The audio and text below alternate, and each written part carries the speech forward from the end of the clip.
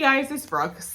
I'm still working on the rose garden. I did not plant the roses because by the time I got home from New Hope, Lambertville, your girl was tired, so I went to bed.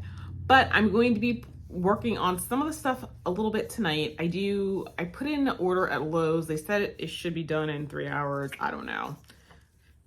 I'm a little worried about that. I may have to call and check on them.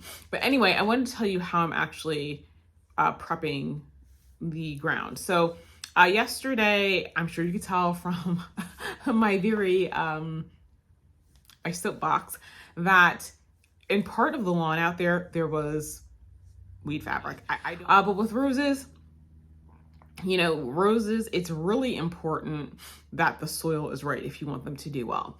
And so when you get heirloom roses, they recommend that you dig out a section of dirt 2x2, and you mix it with like peat moss and some potting soil. So I did go over there just to see how my soil was. It's really sandy over there. I didn't get potting soil, but I did get peat moss and I got compost. And compost will help with moisture retention and that sort of thing. So I'm going to mix those two. And actually, it wasn't truly a peat moss. It was like a peat moss mix because, with peat becoming more scarce, people are trying to find alternatives. So this has a smaller amount of peat. It's got a lot of fibrous material. So I'm not sure if it's like coconut coir or whatnot. So I think it's some other maybe composted material. So I'm going to mix those together with the native soil. And what I'm going to do is I'm going to dig as big of a hole as I can. And I'm going to take my wheelbarrow out there or my Gorilla cart, because what I do is I put the dirt in there, and I do have like a gardening claw hatchet, like a hand hoe, and I'm going to chop up that dirt as fine as possible, mix it all together, and then put it in and then backfill the hole. I also add bone meal. As I mentioned in the previous segment, in September, unless you live someplace like, down south where you have sufficient time in your growing season, you really shouldn't be giving your perennials granular nitrogen high granular fertilizer this late in the season, because it's going to encourage them to push out new growth when they need to actually start going dormant. But you can give them bone meal. Bone meal is all about, it's for phosphorus, so it's all about root development. And I typically give my plants bone meal in the fall. And you can even do it later because, it's not, like I said, it's not like nitrogen based. And so I'm going to mix some of that in the hole. I am going to give it some liquid fertilizer. And the reason, I know you're thinking, you just said fertilizer, once again, it's granular fertilizer. Liquid fertilizer I will apply after September, because liquid fertilizer, it's easy for the plants to uptake because it's already in liquid form. But other thing is, when you're watering or it gets rain, it flushes out of the ground more quickly. So if you ever notice on a container of liquid fertilizer, that's why you have to do it, every couple of weeks, as opposed to granular, which if you're using Espoma, it's a month. Dr. Earth and even Claris, it's every 2 months because it just stays around a little bit longer. So I'm going to give it some liquid. They are starting to flush out. I don't know if I'll get any blooms before my frost. Last year we got an early frost in October. I don't know what's going to happen this year. Theoretically, if we don't get a frost until November, mid-November, I probably could get a couple blooms here or there. So we'll see. But I'm only going to give them 1 dose because right now I just want them to kind of start getting established before my frost date. So I have another shipment of roses coming from Heirloom Roses, and I'll get those in the ground. And so that's how I do my roses. So when I plant the roses, I actually give them 3 gallons of water. I give them 1 gallon. The next gallon, I mix the liquid fertilizer up in it and give that to them. And then I give them a 3rd one just to kind of just get the fertilizer and everything kind of worked in. I think Heirloom Roses does recommend that you give them 3 gallons. I think that's where I first saw the instructions.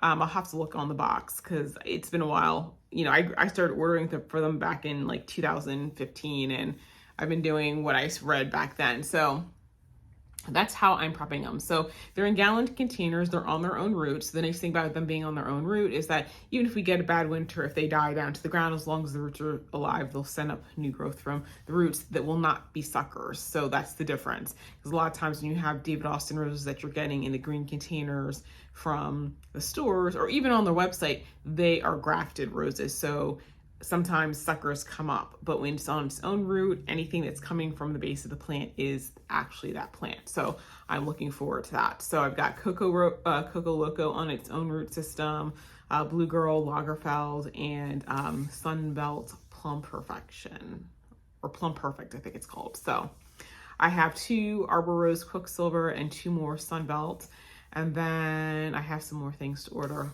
but I'm really excited. So I'm gonna go charge my phone because I'm doing a live tonight on YouTube and I want it to be charged for that, but I'm gonna go see if I can start digging some of those holes. We'll see, because it's 90 degrees out, and so it's just super hot, and I'm already feeling drained. And for the past few days, like for past week, because it's been so cool, I've had so much more energy outside. So anyway, I'll see you guys later.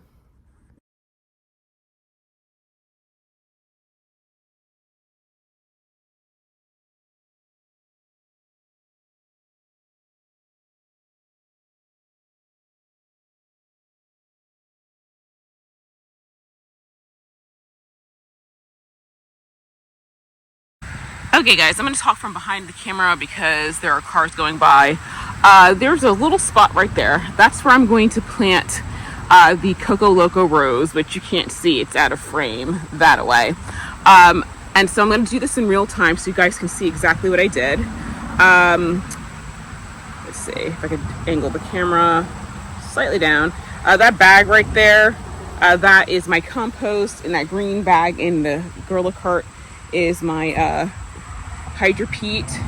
And so first what I'm gonna do is I'm gonna use my auger by Craftsman to dig a hole. So we'll see what's going on here. I've been hitting a lot of landscape fabric, which has been ticking me off to no end. But you know what, I want to see how long it takes me in real time to actually plant rose, and I'm sure some of you guys are probably curious too. So let's get started. So first things first, I'm going to do a pilot hole with the auger because as you guys saw instructions from the last segment, I gotta dig out more of this and kind of mix it.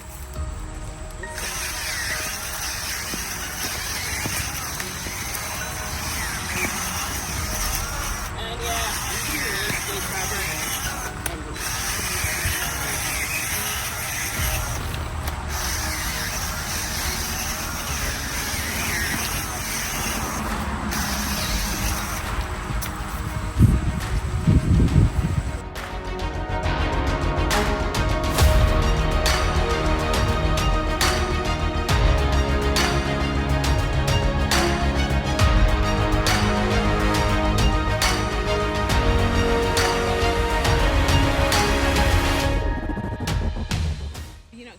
Let me grab my scissors because I need to cut that out.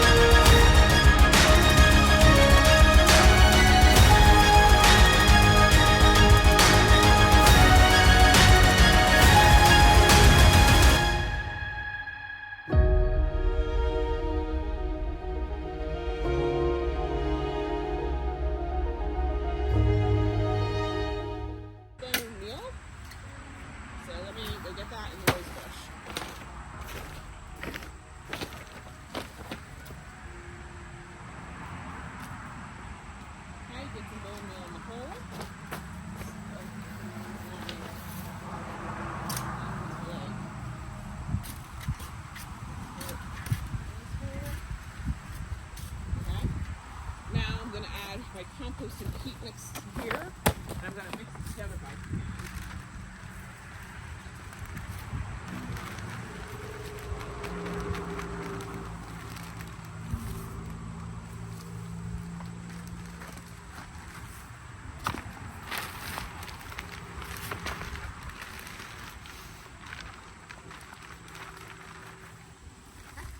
And I'm going to add the rest of the bone meal.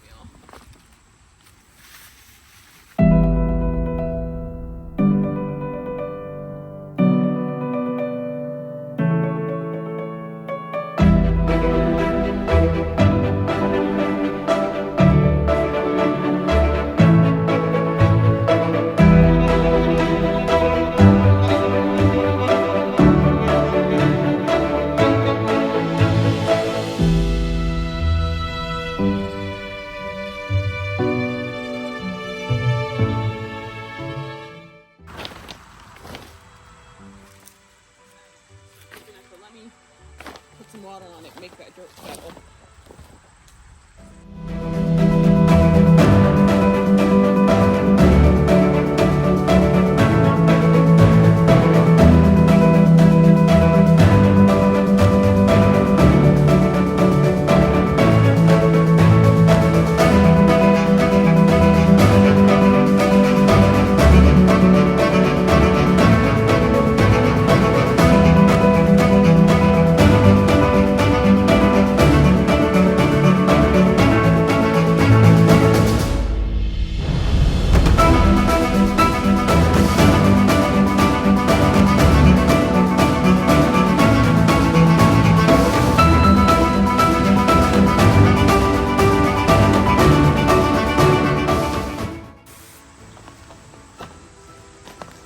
Now I'm going to get some fertilizer.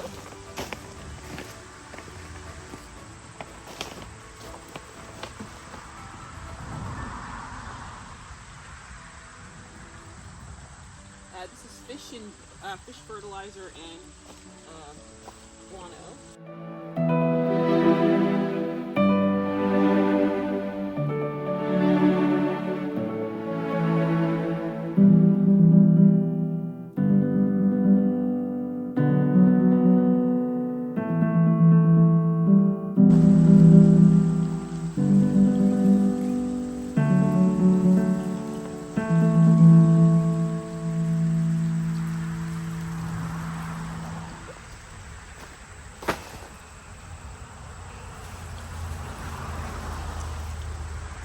I'm a little impatient, guys, sorry.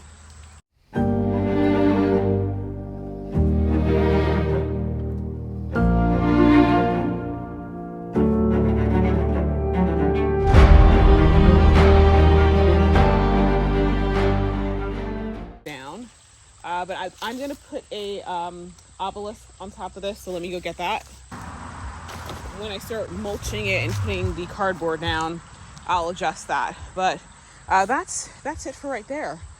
So I'm gonna take a little break because my order from Lowe's is ready, but that's how you do it in real time. So right now I'm showing 16 minutes and 50 seconds and counting, but obviously I had to walk away because I had to go get some stuff that I left. This is what it looks like. So anyway, guys, I have a metal rake, so I'm gonna get all that out, cut some of those vines out and take it back. And when I use the cardboard, so this is the cardboard. Typically, I would cut that in half and kind of open that out, but I'm actually going to use it double thickness because just to make sure nothing comes up, and I think that will keep everything down. But I think that's going to look really, really cute there. And I don't even know what time it is, guys, but it's 11 o'clock, so actually pretty good work for this morning. So let me show you actually the rest of the stuff that I planted. So here is the green shadow magnolia. And so that pink tape on it, I cracked one of the branches, but I don't want to cut it off because I like the shape it has right now. So it's not, so basically I taped it and I tied it, and so I'm hoping that it'll heal and create scar tissue at that area and that I can save that branch because I don't want to take it off. This morning I planted Blue Girl, which is right here. And then I planted Lagerfeld, which is over here. And then, of course, yesterday I planted some Plum Perfect, which is over there. And also, I forgot, I planted the Japanese Willow, which is right there. So let me kind of clean up here.